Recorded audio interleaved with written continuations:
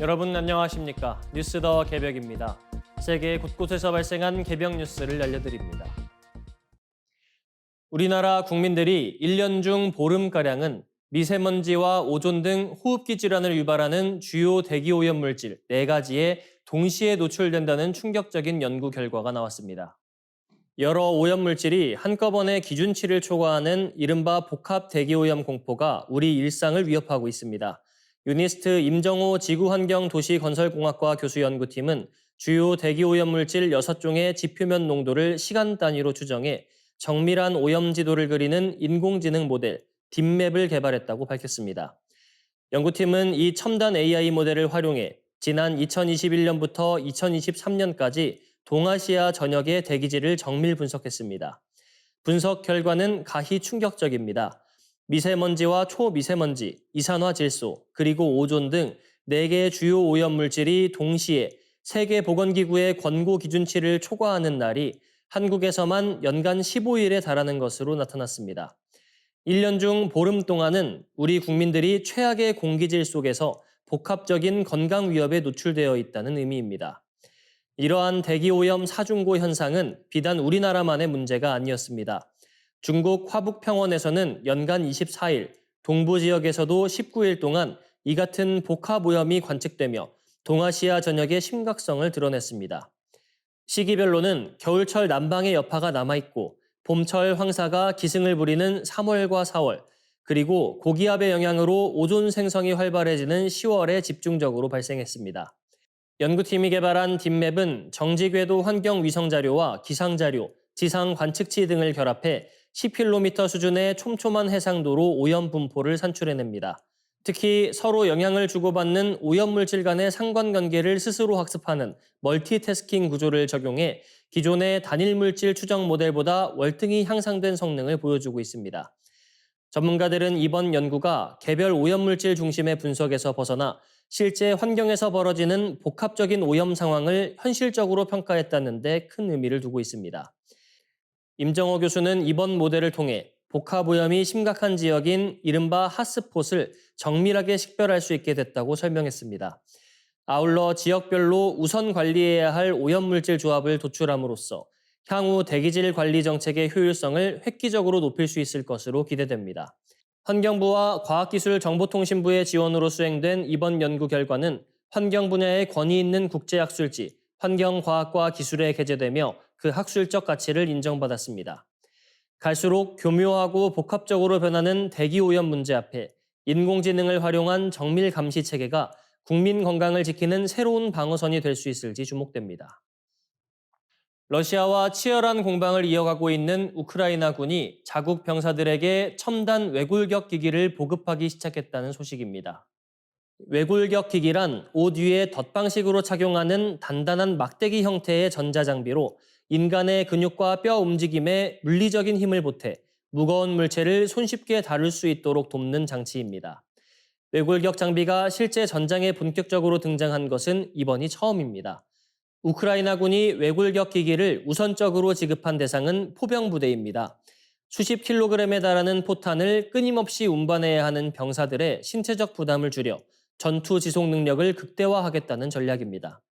특히 현재 우크라이나 군 병사들의 평균 연령이 40대 중반에 이른다는 점을 고려할 때 이번 장비 도입은 병력 고령화에 따른 체력적 한계를 극복할 중요한 열쇠가 될 것으로 보입니다. 최근 우크라이나 제7신속대응군단이 공개한 영상에 따르면 제147 포병여단 병사들은 하반신에 금속 재질의 외골격 기기를 착용하고 훈련에 임하고 있습니다. 이 장치는 무릎에서 시작해 허벅지를 지나 허리를 감싸는 구조로 설계되었습니다. 병사들이 몸에 장비를 밀착시킨 뒤 작은 버튼을 누르면 인공지능 제어 장치가 작동하며 전투 준비를 마칩니다. 해당 기기의 핵심은 인공지능이 통제하는 전기 모터에 있습니다. 병사가 무거운 포탄을 들기 위해 몸을 구부리거나 펼 때 AI가 관절의 각도 변화를 즉각적으로 감지하여 모터의 출력을 높이는 방식입니다. 이를 통해 병사는 자신의 근력 이상으로 큰 힘을 발휘하며 수월하게 운반 작업을 수행할 수 있습니다. 실제로 포병부대에서 사용하는 155mm 포탄 한 발의 무게는 약 50kg에 달합니다. 포병 한 명이 하루 평균 15발에서 30발의 포탄을 옮겨야 한다는 점을 감안하면 하루에 감당해야 하는 누적 중량은 최대 1.5톤에 이릅니다. 제7군단 측은 외골격 기기를 사용할 경우 병사가 느끼는 신체적 부담이 약 30% 경감되는 효과가 있다고 설명했습니다. 50kg짜리 포탄을 들어도 몸이 느끼는 하중은 35kg 수준으로 줄어드는 셈입니다. 현대의 야포들이 자동화되었다고는 하지만 포탄을 장전장치에 올리거나 포대 인근으로 옮기는 과정에는 여전히 사람의 힘이 필수적입니다. 공개된 영상 속 우크라이나 병사들은 외골격 기기의 도움을 받아 무거운 포탄을 기민하게 들어올려 야포까지 신속하게 이동시키는 모습을 보여주었습니다. 군 전문가들은 이번 조치가 우크라이나군의 고령화 문제에 대한 현실적인 대안이라고 분석합니다. 평균 연령 43세의 노련한 병사들이 체력적인 한계 때문에 전력에서 이탈하는 것을 막고 기술력을 통해 숙련된 인력을 보존하겠다는 의도입니다. 우크라이나 제7군단은 기술을 통해 인간 체력의 한계를 극복하는 것이 이제 판타지가 아닌 현실이 되었다고 강조하며 외골격 기기가 향후 전장의 판도를 바꿀 핵심 자산이 될 것임을 시사했습니다. 사람의 뇌가 태어나는 순간부터 100세 노년기에 이르기까지 어떻게 조직되고 변화하는지를 일목요연하게 정리한 인류 최초의 뇌 표준 참조 지도가 완성됐습니다. 미국 노스캐롤라이나 대학교 채프릴 캠퍼스의 호이트 패트릭 테일러 4세 연구원과 퓨티안 얍 교수팀은 생후 16일 영아부터 100세 어르신까지 총 3,556명의 뇌 MRI 데이터를 정밀 분석해 뇌기능 조직의 일생을 담은 연구 결과를 국제학술지 네이처에 발표했습니다. 연구팀은 뇌의 각 부위가 서로 얼마나 긴밀하게 소통하는지를 분석해 뇌 연결망 패턴을 3가지 주요 축으로 정리했습니다. 첫째는 기본 감각 처리에서 언어와 사회성 같은 고차원 인지로 이어지는 축이며, 둘째는 시각과 신체 감각 영역을 구분하는 축, 마지막은 주의 조절과 기억 기능을 구분하는 축입니다. 첫째는 기본 감각 처리에서 언어와 사회성 같은 고차원 인지로 이어지는 축이며, 둘째는 시각과 신체 감각 영역을 구분하는 축, 마지막은 주의 조절과 기억 기능을 구분하는 축입니다. 이 축들을 통해 분석한 결과 우리 뇌는 단순히 나이에 비례해 늙어가는 것이 아니라 시기마다 전혀 다른 속도와 방향으로 탈바꿈한다는 사실이 드러났습니다. 인생의 초기인 영아기에는 시각과 촉각 같은 생존의 필수적인 기본 감각 영역이 뇌 활동의 중심을 차지하고, 이때까지만 해도 고차원적인 사고를 담당하는 영역은 아직 제자리를 잡지 못한 상태입니다.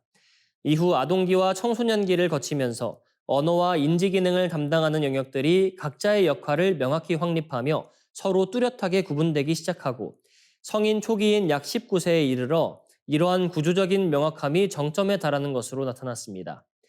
흥미로운 점은 이러한 뇌 조직의 성숙도가 실제 인지 능력과 직결된다는 사실입니다. 감각 영역에서 고차원 인지 영역으로 이어지는 뇌 구조가 표준 패턴에 가깝게 잘 설계된 사람일수록 지능과 정보 처리 속도, 기억력 점수가 월등히 높았습니다. 그러나 노년기에 접어들면 뇌 각 부위의 기능적 경계가 서서히 흐릿해지면서 뇌 구조와 인지 능력 사이에 강력했던 상관관계도 점차 약화되는 양상을 보였습니다. 또한 연구팀은 뇌가 처음 자리를 잡는 과정에서 유전자가 결정적인 설계도 역할을 한다는 점을 확인했습니다. 어린 시절일수록 유전적인 요인이 뇌 조직 형성에 강력한 영향을 미치지만 나이가 들수록 그 영향력은 줄어들고 대신 개인의 경험과 환경이 뇌의 지도를 그려나가는 데 더 큰 비중을 차지하게 됩니다. 연구팀은 이번에 구축된 표준 지도가 자폐증이나 조현병 같은 신경 발달 장애는 물론 치매와 같은 퇴행성 질환을 연구하는 데 핵심적인 이정표가 될 것으로 기대하고 있습니다. 뇌의 발달과 노화라는 거대한 흐름을 하나의 통합된 틀 안에서 비교할 수 있게 됨으로써 인간 지성의 근원을 이해하는 데 커다란 진전을 이룬 것으로 평가받습니다. 인공지능 AI 혁명의 심장부로 불리는 데이터 센터가 단순히 전력을 대량으로 소비하는 단계를 넘어 주변 지역의 기온을 직접적으로 끌어올리는 인위적 열섬의 주범이라는 사실이 과학적으로 입증됐습니다. 그동안 탄소 배출량에만 집중됐던 AI의 환경 비용 논의가 이제는 인근 주민의 생존권을 위협하는 열 오염 문제로 급격히 확장되는 양상입니다. 영국 케임브리지 대학교 연구팀은 최근 20년간 위성으로 측정한 지표면 온도 데이터를 분석해 전 세계 8,400여 개의 데이터 센터 위치와 비교 분석했습니다. 정확한 측정을 위해 인구 밀집 지역 등 외부 요인을 배제하고 상대적으로 외곽에 위치한 시설들을 중심으로 조사한 결과 데이터 센터가 가동된 이후 수개월 내에 주변 지표면 온도가 평균 2도가량 상승한 것으로 나타났습니다. 특히 대기 정체 등 특정 기상 조건이 겹칠 경우 온도가 9도 넘게 폭등한 사례도 관측됐습니다. 이러한 열 영향은 시설 인근에만 머물지 않았습니다. 데이터 센터에서 뿜어져 나온 열기는 거대한 기둥 모양으로 상승하거나 하강하는 이른바 열 플룸 형상을 만들며 최대 10km 떨어진 지역까지 퍼져나갔습니다. 실제로 7km 떨어진 지점에도 열 영향이 약 70% 수준으로 유지되는 것이 확인됐습니다. 연구팀은 현재 전 세계적으로 약 3억 4천만 명이 이러한 데이터 센터발 열섬 영향권 내에 거주하고 있다고 추산하며 이는 예상보다 훨씬 심각한 문제라고 경고했습니다.